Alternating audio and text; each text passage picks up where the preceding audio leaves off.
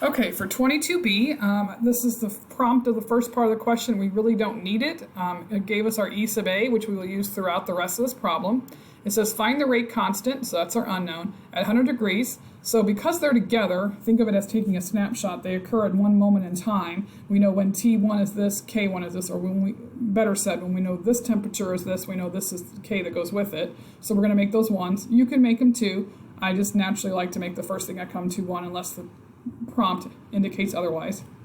So these will be my ones, and then it says taking K at 25, so that's my second temperature, and I know these go together based on how I read this, again, thinking of a snapshot in time. These occur at the same moment. I converted my temperatures into Kelvin by adding 273.16 to both, and then I just noted my case. Brought my generic formula over, which we must do for credit. I plugged in K2 here over K1. Now this would look a little different if you decide to make these two and these ones, but your algebra should come out the same in the end. It's just a little different because these would switch. So I plugged in this. I plugged in my E sub A, which I had gotten previously, my R value in kilojoules per mole Kelvin, 1 over T1, which is 373, minus 1 over T2, which is 298.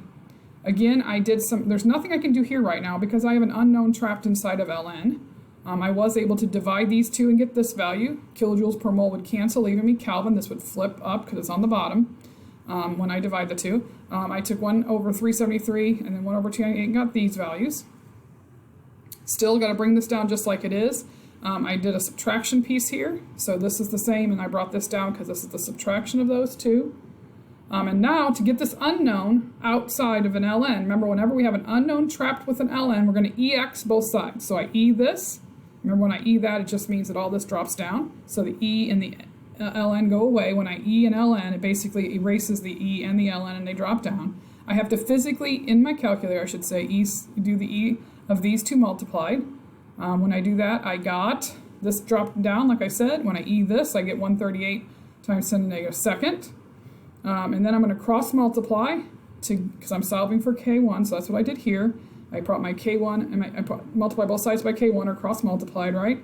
And then I'm going to divide both sides. I'm going to divide both sides by my 1.38 times 10 to the negative second. To get K2 by itself, I have to undo multiplication, which means I divide both sides.